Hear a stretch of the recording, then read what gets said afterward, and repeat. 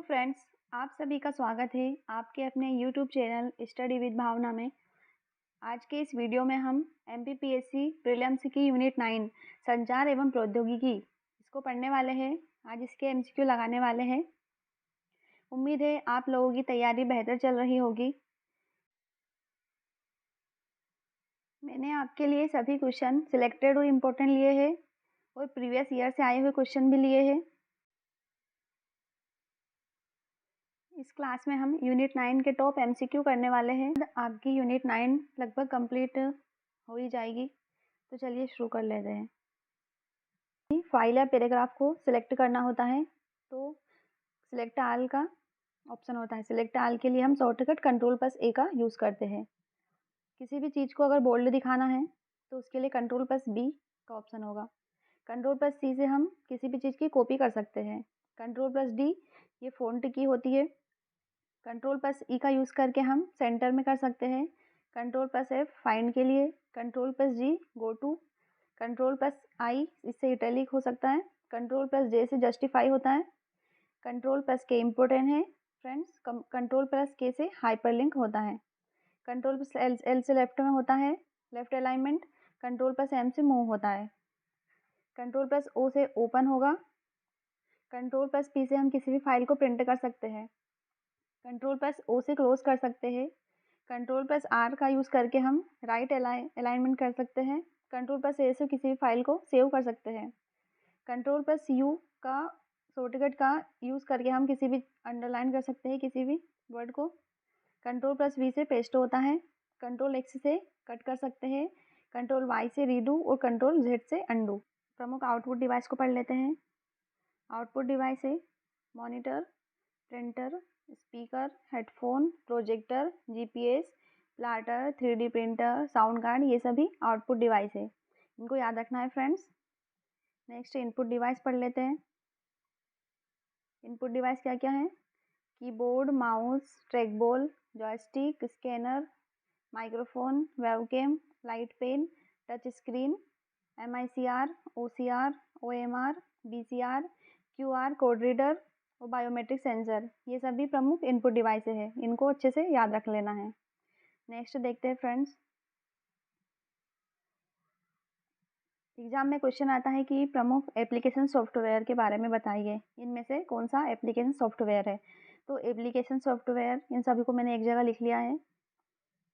Application software है MS word, MS Excel, power point, VLC media player, Chrome browser इत्यादि, ये सभी application software के एग्जाम्पल है। नेक्स्ट है वेब ब्राउज़र। तो फ्रेंड्स, इनमें से क्वेश्चन आता है कि इनमें से कौन सा वेब ब्राउज़र है। तो सब वेब ब्राउज़र के एग्जाम्पल है internet explorer, Google Chrome, Microsoft Edge, Mozilla Firefox, safari, ये सभी ब्राउज़र के उदाहरण हैं। अगला है फ्रेंड्स, हमारा पहला क्वेश्चन है फ्रेंड्स, निम्न में से ब्राउज़र नहीं है। तो ब्राउज़र कौन सा नहीं है? जी ओपनर ब्राउज़र नहीं है। नेक्स्ट है, निम्न में से कौन सा ब्राउज़र मुफ्त सेवा नहीं देता? Opera, links, Netscape navigator, internet explorer. तो ब्राउज़र ओपेरा है जो मुफ्त सेवा नहीं देता। नेक्स्ट है, निम्न में से कौन सा ब्राउज़र मुफ्त सेवा नहीं देता? तो ये अभी हो गया था। नेक्स्ट है, इंटरनेट के बाहरी खतरों के खिलाफ एक संगठनों के नेटवर्क जिसे रक्षा के लिए बनाया गया, इसके लिए एक सुरक्षा प्रणाली है। तो नेटवर्क जिसे रक्षा के लिए बनाया गया वो फायरवॉल है। फायरवॉल से ये इंटरनेट के बाहरी खतरों से रक्षा करती है। फायरवॉल इंपॉर्टेंट है फ्रेंड, याद रखना है। नेक्स्ट है, निम्न में से कौन सा ब्राउज़र है? तो इंटरनेट एक्सप्लोरर एक ब्राउज़र है। एक ऐसी संख्या जो इंटरनेट का पता होती है। तो इंटरनेट का पता होता है IP एड्रेस से। IP address. अगला है फ्रंट पेज है। फ्रंट पेज क्या है? एक पब्लिशिंग टूल है। अगला प्रश्न है, वेबसाइट का पासवर्ड तोड़कर सूचनाओं से छेड़छाड़ करने वाले को क्या कहते हैं? तो पासवर्ड तोड़कर सूचनाओं से छेड़छाड़ करने वाले को हम हैकर कहते हैं।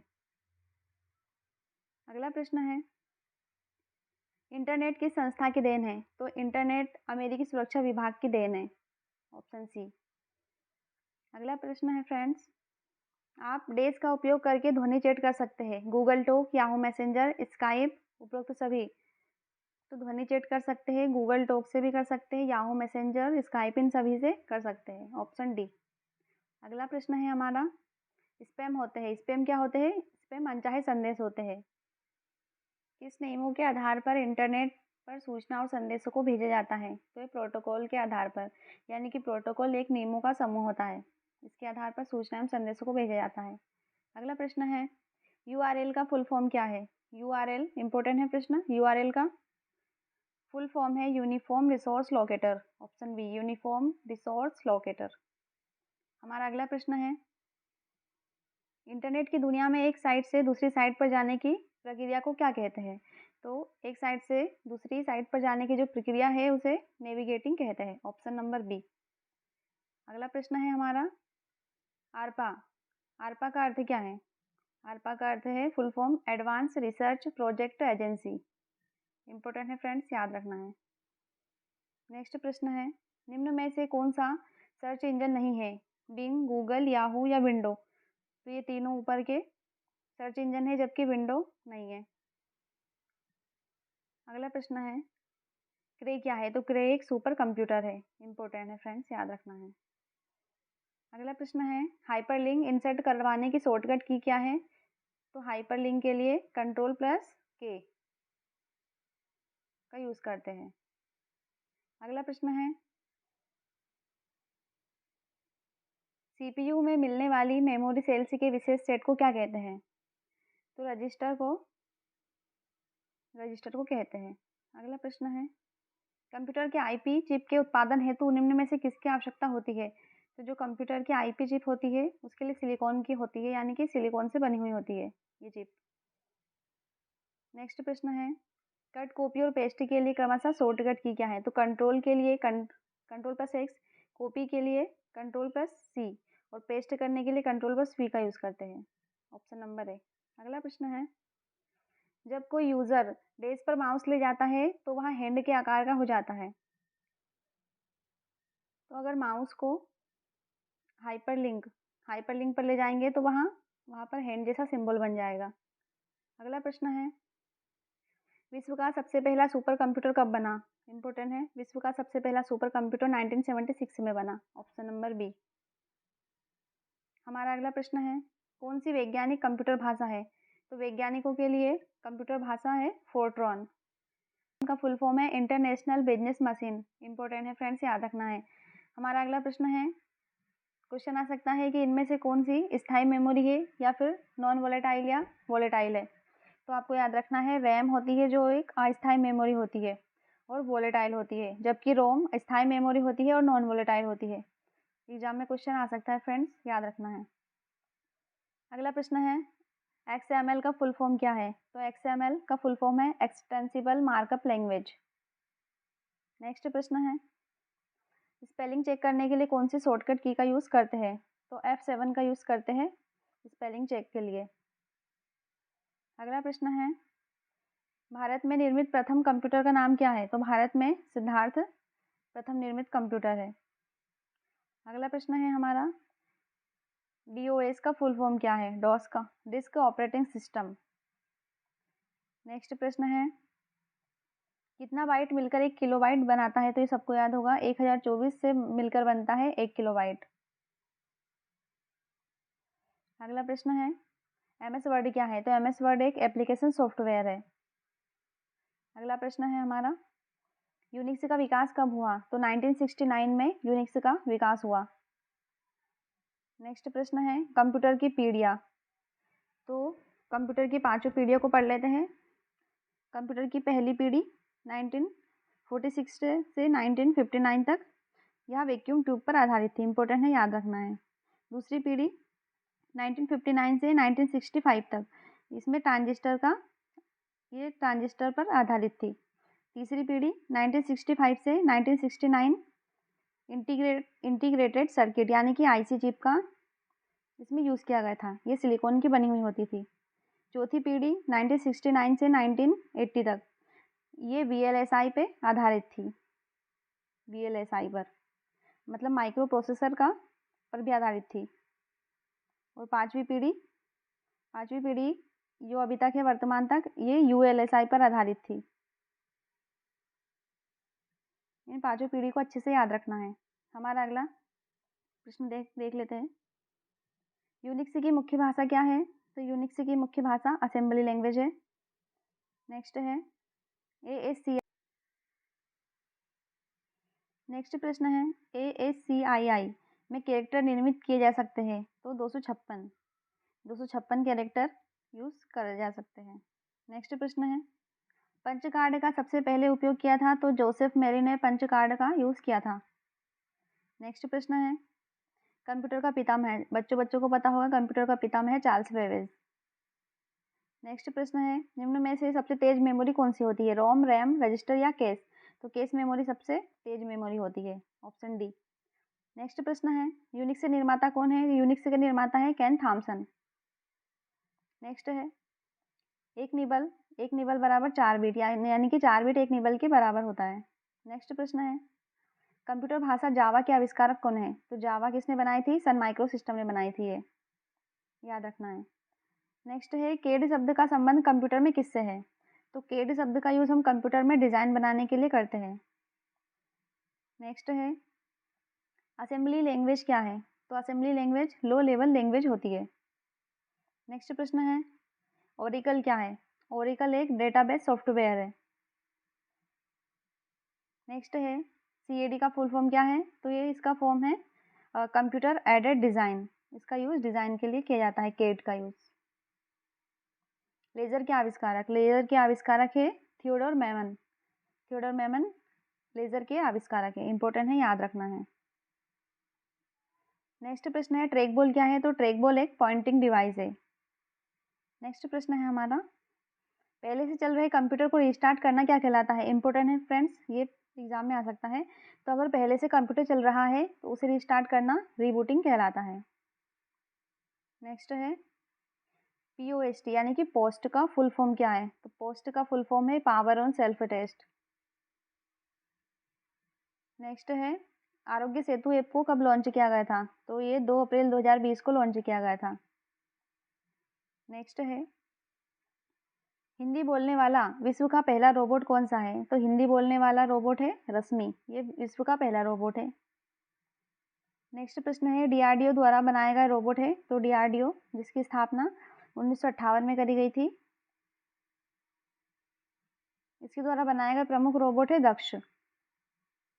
नेक्स्ट प्रश्न है फादर ऑफ रोबोटिक्स कौन है? तो फादर ऑफ रोबोटिक्स है जोसेफ एंजल बर्गर।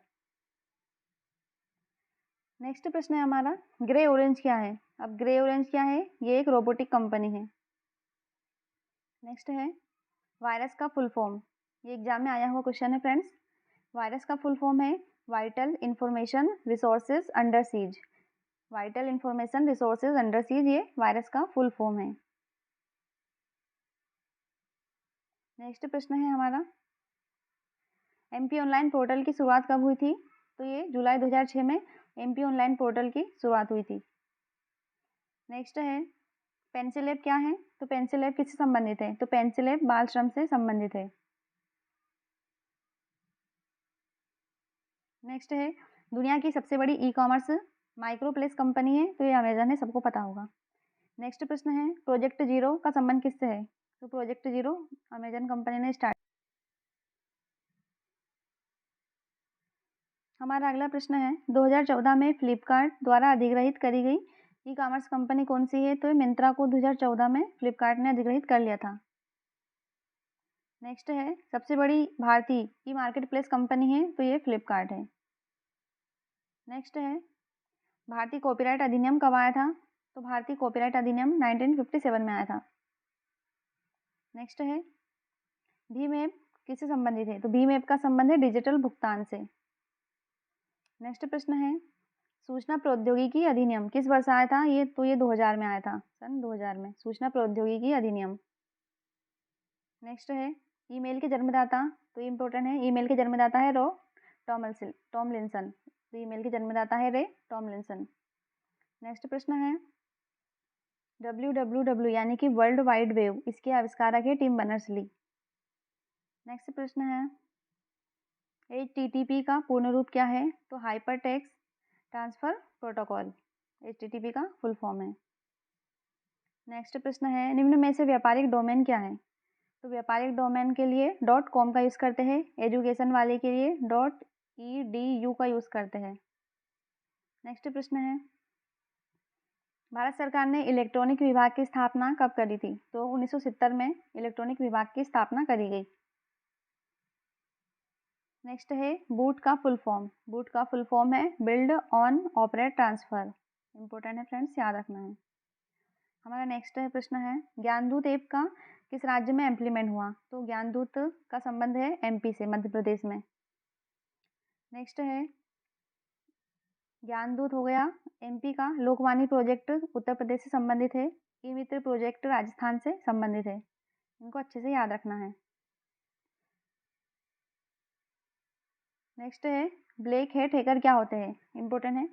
तो आमतौर पर जो साइबर अपराध संचालन में संलग्न होते हैं ब्लैक हैट हैकर, ये वित्तीय लाभ के लिए जासूसी, साइबर जासूसी उद्देश्यों के लिए और अन्य दुर्भावनापूर्ण उद्देश्यों के लिए हैकिंग करते हैं, जैसे कंप्यूटर सिस्टम में मालवेयर डालना आदि।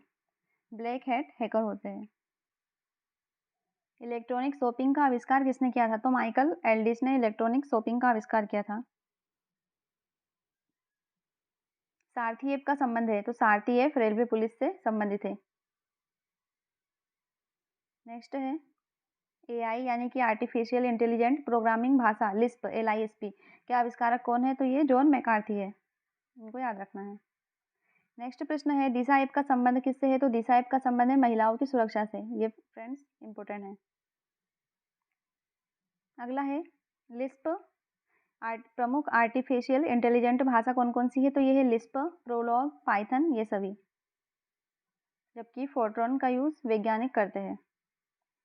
अगला है कि ड्रोन रोबोट को किस श्रेणी में आता है? तो ड्रोन रोबोट है वो टेलीपोर्टेड रोबोट के श्रेणी में आता है।